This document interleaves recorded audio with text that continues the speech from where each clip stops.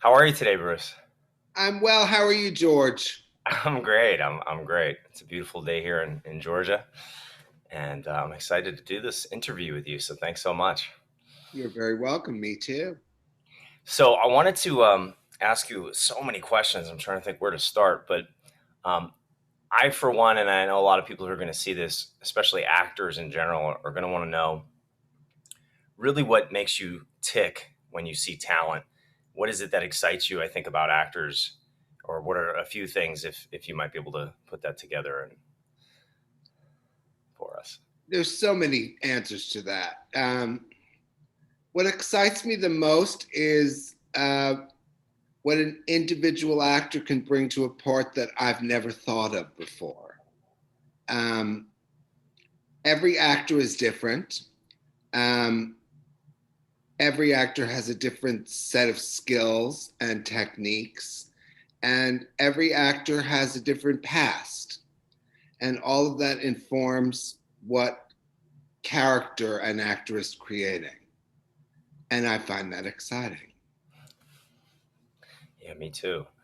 I'm curious, how did you first get into casting? Um, it was like a third career for me, really.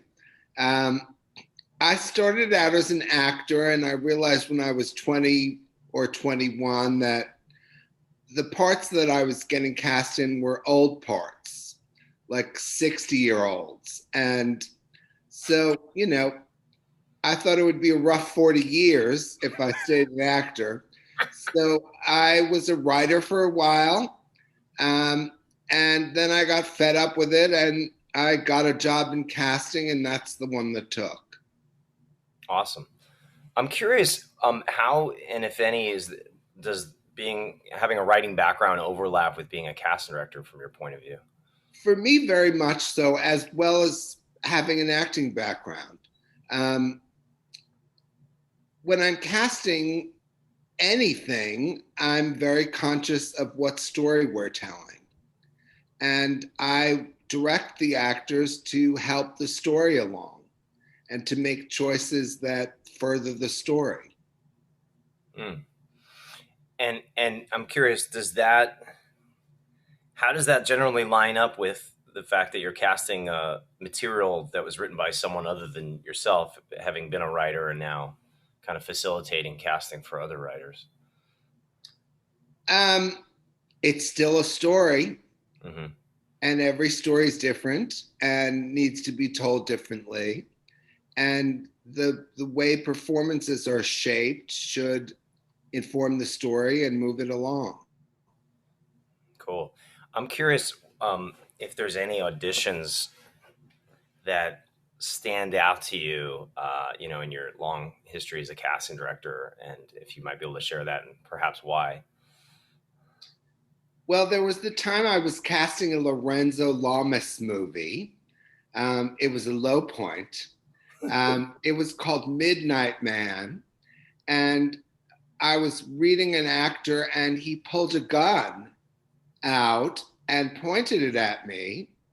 I thought it was strange since there was no gun in the scene. I stopped him immediately and asked him to put his gun away. And then I realized later how close that came. Wow. If he'd been a lunatic, he could have shot me through the head. It would be all over. And it looked like a real gun, huh? It was a real gun. Wow. He was packing heat. That's great. That's crazy. Wow. There was also there are a couple of instances. There was I was casting a romantic comedy, and I was reading with an actress, a very good one who I'd met before, and we were reading a scene in which she accuses her lover of cheating on her. And when we got to the heat of the argument, she slapped me. She had asked me to move my chair closer, which should have been my first indication. Um, and she slapped me, and the director and the producer were stunned, but the scene was going well, so I continued it until it ended. And as soon as it ended, I pulled her out of the audition room into my office and I asked her what the hell she was doing. She slapped me and she said, "Well, my acting teacher told me to take chances." And I said, "Well, why don't you slap him and not slap the casting director ever?" So her agent called me later and asked how it went. And I relayed the story about how his client had struck me. And the response was, "Well, is it going any further? This is my life." What did you say to her when she said that? I said, "Thank you. I'll talk to you later." That answers it right there.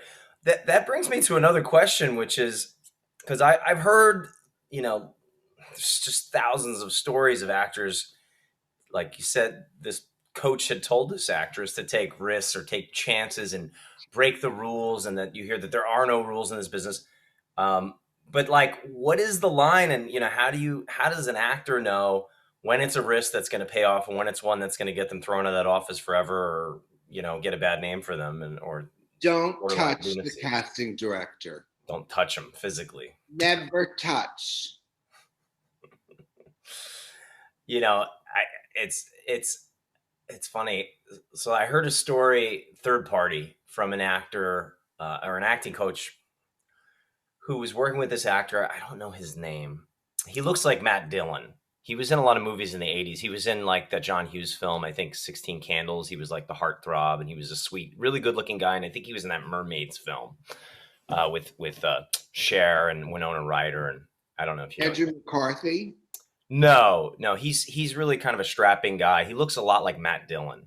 Oh, He looks like he could be his brother. Like, he's really handsome. But anyway, but he was getting typecast as these sweet, really gorgeous guys, though, but they were really kind of a soft touch.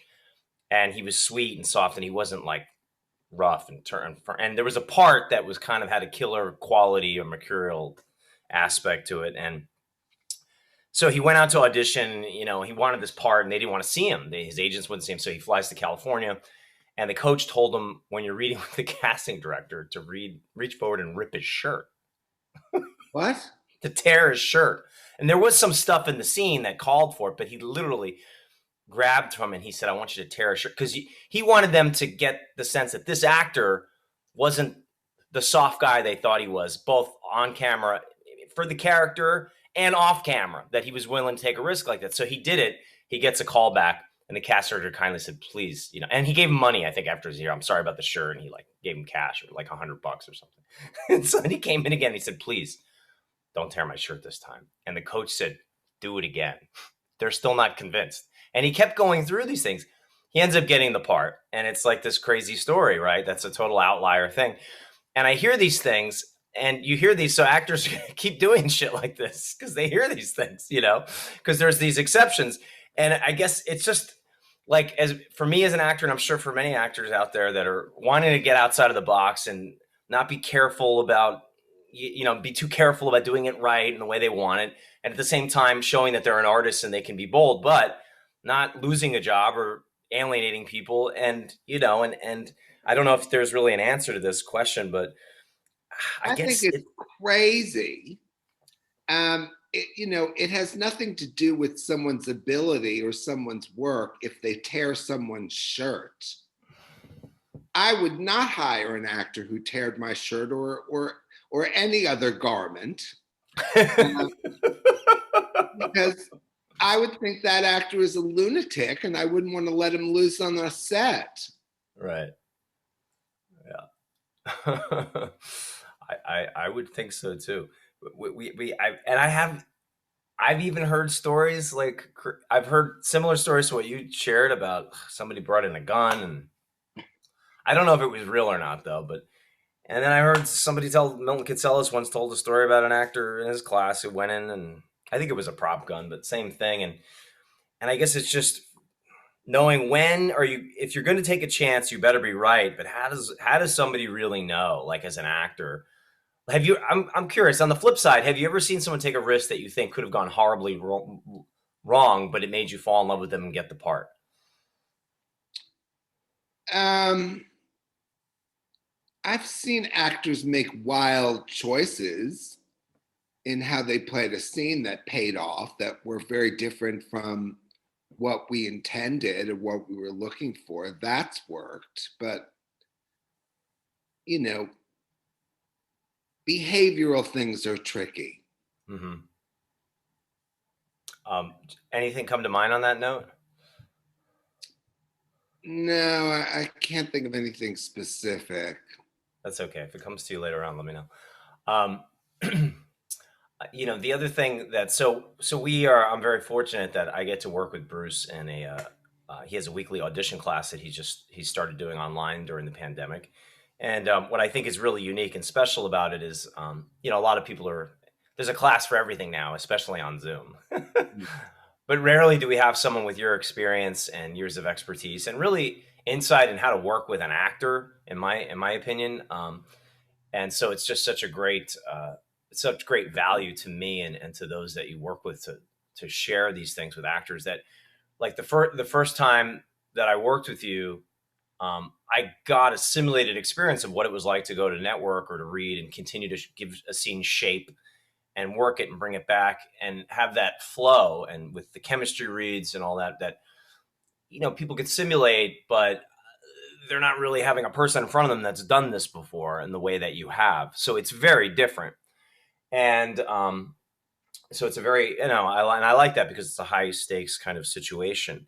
And I'm just kind of curious in terms of when you're working with an actor to kind of guide them through that process of testing and going to network and the battery of auditions that they have to go through. Of what you would maybe impart to them, to any actor that's out there sort of watching this that wouldn't maybe be able to get in front of you just yet, and what they should expect going in and how they should sort of gauge things and conduct themselves throughout the process. Well, one of the things that I pride myself on is that I push actors to the limit as far as they can go, which is why in my master class, students like yourself who studied with me long term, the work is easier for me because I know you and I know what your strengths and weaknesses are, and I know when to push you further because I know that you're capable of it. Um, that's one of the reasons I love teaching. The same is true when I'm having auditions in person and I'm seeing an actor that I've either hired or brought in many times before. Um, the work with those actors is more meaningful because there's substance to it. There's a history and there's a knowledge of what's in their bag of tricks and how I can push them to go further. That to me is one of the most exciting things about teaching. Hmm. Excellent. um, Thanks, Bruce. That's a great answer. That was really helpful. I'm curious also. I keep using the word curious again because I am Well, you're an actor, you should be very curious. curious. uh, we're we've been thrust into this self-tape mode, which has dominated now everything, and it was before the pandemic. They were around, and they're around after, and they'll probably be around long before, when hopefully whenever this goes away. And I'm curious, how do you have any insights into maybe how an actor can, without having that feedback that you were able to give people when you work with them in the rooms, even in pre-reads, how they can sort of like come at it when they know that they get the scene and they've got to give it their best shot and send it in, to hopefully get another shot, or ideally book the role without even having to get a call back. But Well, there's a reason that I hate self tapes because actors are working in a vacuum, and they really only have themselves to rely on. So actors who study with me who then have to go do self tapes for other casting directors. I hope that they have the skills, they've learned the skills and the tools to make a good self tape because they've asked themselves the right questions. Who am I? What do I want? What is my through line? What is the tone of the scene? What is the pace of the scene? How can I shape the scene to be more exciting? Sometimes, if you're self taping, you have to do it 2 or 3 times before you get to that level. I think too often actors just go through it once and send it off and hope for the best.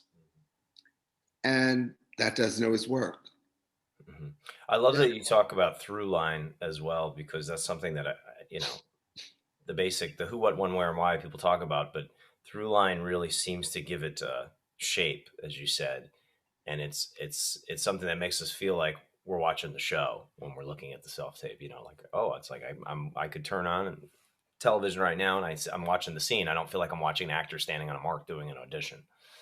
Well, a good audition will have a through line, and which is pretty much the same thing as a point of view. Hmm.